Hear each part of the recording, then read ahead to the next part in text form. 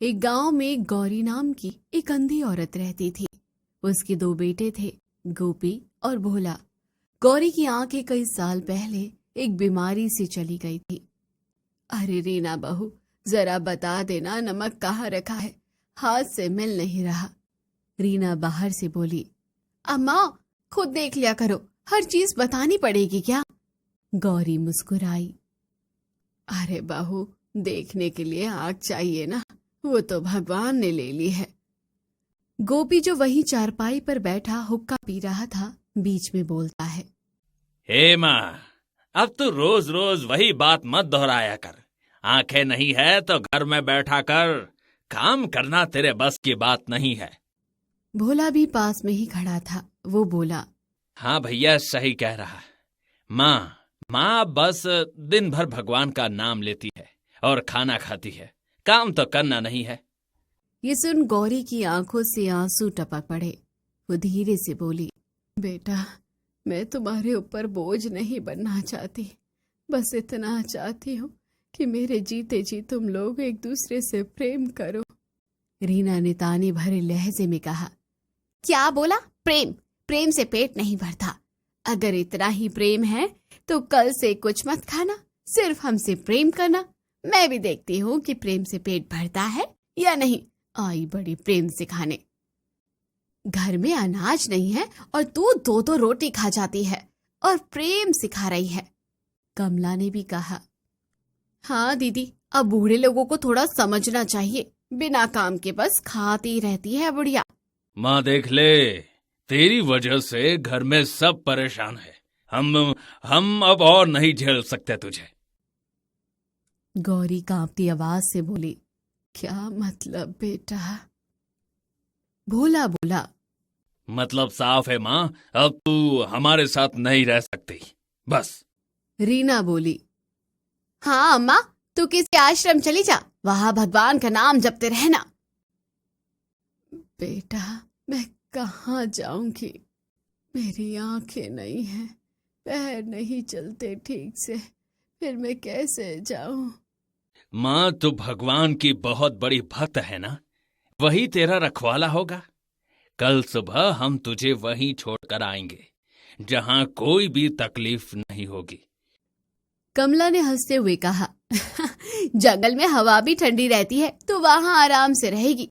ये सुन गौरी का कलेजा कांप उठा। गौरी रात भर बिस्तर पर लेटी रही। उसके आंसू गालों तक सूख चुके थे। हे भगवान, क्या यही मेरे कर्म का फल है? अगली सुबह गोपी और भोला ने माँ का हाथ पकड़ा और बोला।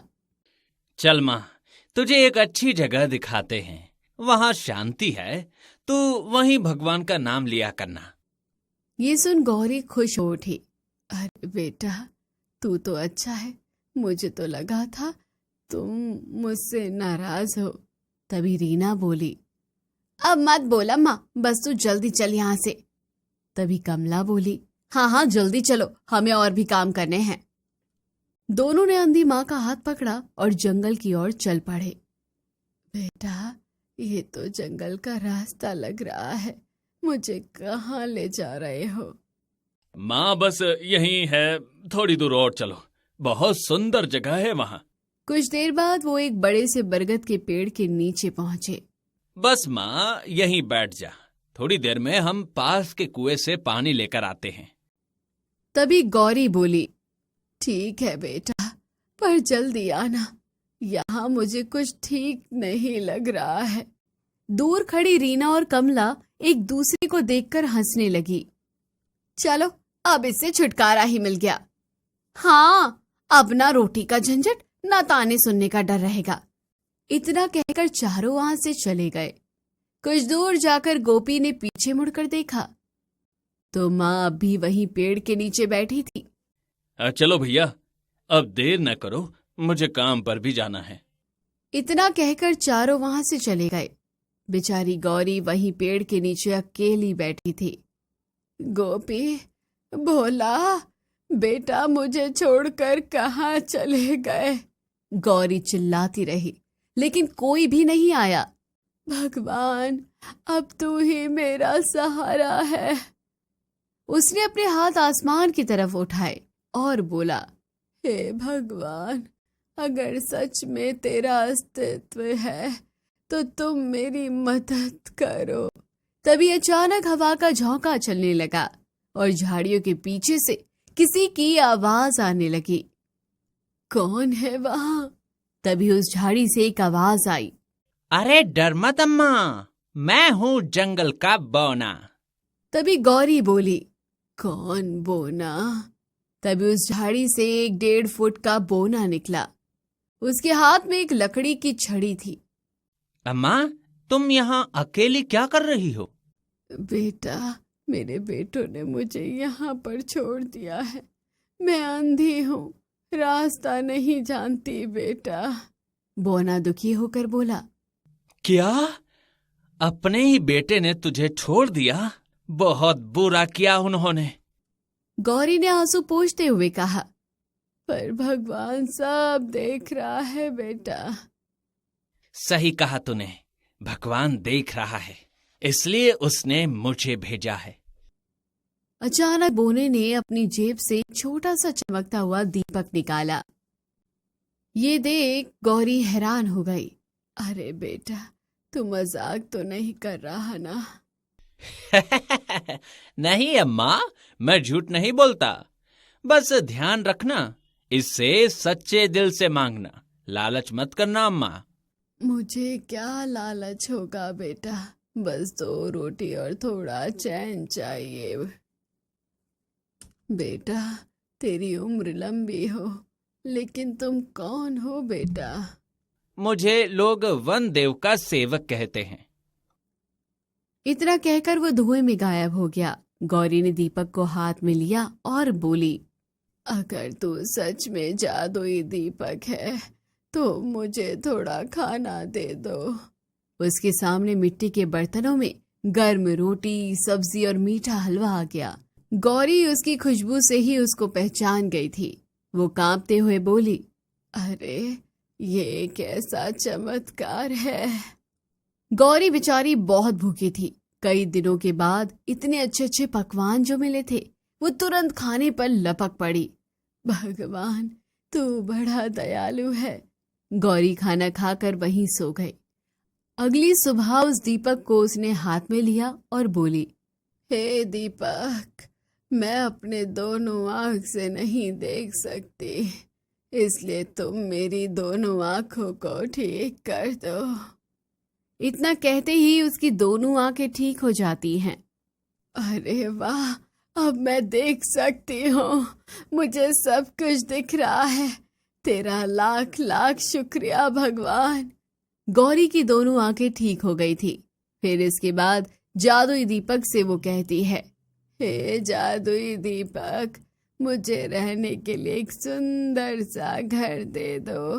बस फिर क्या था, उसके सामने एक सुंदर सा घर बन गया। तेरा लाख लाख शुक्र है भगवान। दिवाली आने वाली है, हे दीपक, मुझे दिए, मूर्तियां, पटाखे, मिठाई सब दे दे। और पल भर में पूरा मैदान दियों, मूर्तियों और मिठाइयों से भर गया। अब ये सब सामान बेचकर मैं गुजारा करूंगी अपना, और ईमानदारी से अपना पेट भरूंगी। गौरी ने सभी पटाखे को लेकर गांव के बाजार में वो जाकर बेच देती है। पटाखे बेचकर बहुत ही ज्यादा वो पैसा कमा लेती है। उस पैसों से उसी गांव में बहुत बड़ा पटाखे का वो दुकान खोल लेती है। उसकी दुकान इतनी मशहूर हो जाती है कि दूर दूर से लोग उसकी दुकान पर आते हैं। अरे सुना क्या, गोपी और भोला की माँ ने पास के ही गांव में बहुत बड़े पटाखे की दुकान खोल रखी है। उसके दुकान पर दूर दूर से लोग भी आ रहे हैं। बोलो। हाँ भाई, सुना तो है। अब तो वो बाजार में सबसे महंगे दिवाली के पटाखे बेचती है, फिर भी लोग वहीं से पटाखे खरीदते हैं। सुना है कि उसके पटाखे बहुत अच्छे होते हैं, और मैंने सुना है कि उसके पास कोई जादू की चीज है, उसी ने इतना अमीर बनाया है उसे। बोलो। ये बातें दोनों के कानों तक भी पहुंच जाती है। तभी गोपी ने कहा, अरे भोला, अरे तूने सुना, लोग कह रहे हैं कि माँ बहुत अमीर हो गई है। क्या बात कर रहे हो भैया? वो माँ तो जंगल में रह रही थी, फिर कैसे अमीर हो गई? पता नहीं यार, लेकिन लोग कह रहे हैं कि उसके पास कोई जादू की चीज है। अगर माँ के पास सच में कोई जादू की चीज है तो वो चीज हमारे काम की भी हो सकती है। हाँ, सही कहा। चलो भाई चलो, माँ के पास चलते हैं, देखते हैं असल में मामला क्या है। अगले दिन दोनों भाई अपनी अपनी पत्नियों को घर पर छोड़कर माँ के घर पहुंच जाते हैं। माँ। गौरी ने अपने बेटे की आवाज सुनकर बोला, कौन? गोपी, तू है क्या? हाँ माँ, मैं और भोला दोनों आए हैं। ये देख माँ की आंखों से आंसू बहने लगते हैं। बेटा, आखिर तुम आ ही गए। मैंने तो सोचा था तुम लोग मुझे भूल गए होंगे। भोला ने झूठा प्यार जताते हुए कहा। अरे माँ, कैसी बातें करती हो? हम तो बस थोड़ा परेशान थे, काम धंधे में उलझ गए थे, इसलिए नहीं आ पाए। ये सुनकर गौरी बहुत खुश हो जाती है और अपने दोनों बेटों को गले से लगा लेती है। लेकिन उनके बेटों की आंखों में प्यार नहीं, लालच झलक रहा था। आओ बेटा, आज मैंने हलवा बनाया है। तुम दोनों को हलवा पसंद है ना? चलो खा लो। नहीं माँ, हम खाना बाद में खा लेंगे, लेकिन माँ, मैंने सुना है कि आपके पास कोई जादू की चीज है। ये बात सही है क्या माँ? हाँ बेटा, मेरे पास एक जादुई दीपक है। उस दीपक से मैं जो मांगती हूँ वो मुझे दे देता है। जादुई दीपक? ये दीपक कहाँ से मिला था? जंगल में एक बोना मिला था, उसी ने दिया है ये दीपक। ये सुनकर दोनों भाइयों की आंखों में लालच चमकने लगा। उसी शाम दोनों भाई घर लौट आए और अपने अपने घरों में अपनी पत्नियों को माँ की सारी बातें बताई। गोपी की पत्नी रीना बोली, क्या कहा तुमने? माँ के पास जादुई दीपक है? हाँ, और उसी से माँ इतना अमीर बनी है। अब तो वो पूरे गांव में मशहूर है। तो अब क्या सोच रहे हो? जाकर वो दीपक उससे मांग लो। भोला की पत्नी कमला भी वही बात कर रही थी। सुनो जी, अगर माँ के पास ऐसा दीपक है तो हमें भी वो दीपक चाहिए। हाँ, यही तो मैं सोच रहा हूँ। कल ही जाते हैं जंगल में, जहाँ माँ को वो बौना मिला था। अगर हमें भी वही दीपक मिल गया तो सोचो, हम गांव भर में अमीर हो जाएंगे। अगले दिन दोनों भाई जंगल की ओर निकल पड़ते हैं। भैया, याद है माँ ने कहा था कि बौना एक बड़े पेड़ के नीचे मिला था। हाँ, वही पीपल का पेड़ होगा शायद, है ना? दोनों उसी दिशा में बढ़े। थोड़ी देर बाद उन्होंने देखा कि एक छोटा सा बोना वहीं पेड़ के नीचे बैठा था। अरे देख भोला, वही बौना है। बोने ने उन्हें देखकर कहा, तो बेटा लोग, माँ का हाल तो अच्छा है ना? हाँ जी, बहुत अच्छा है। सुना है आपने माँ को जादुई दीपक दिया था। हाँ, दिया था, क्योंकि वो नेक दिल की थी। हम भी नेक दिल के हैं बाबा, हमें भी एक दीपक दे दो। बोने ने हंसते हुए कहा। दीपक सबको नहीं दिया जाता है, लेकिन ठीक है, अगर तुम सच में इसका उपयोग अच्छे काम के लिए करोगे तो मैं दे देता हूँ। हाँ बाबा, हम बहुत अच्छे काम करेंगे। बोने ने अपने झोले में से 2 दीपक निकाले और बोला, ये लो, लेकिन याद रखना, लालच में मत आना, वरना ये दीपक विनाश भी कर सकता है। दोनों भाइयों ने बिना सुने दीपक ले लिया और खुशी से झूमते हुए घर लौट आए। घर पहुंचते ही रीना और कमला दौड़ कर आईं। गोपी ने दीपक को दिखाते हुए कहा, देखो, वही जादुई दीपक हमें मिल गया। चलो पहले कुछ मांग कर देखते हैं। हे दीपक, हमें बहुत सारे पटाखे दे दो, और हाँ, सबसे बड़े वाले पटाखे देना। जो आदेश मालकिन। पलक झपकते ही पूरा घर पटाखों से भर गया।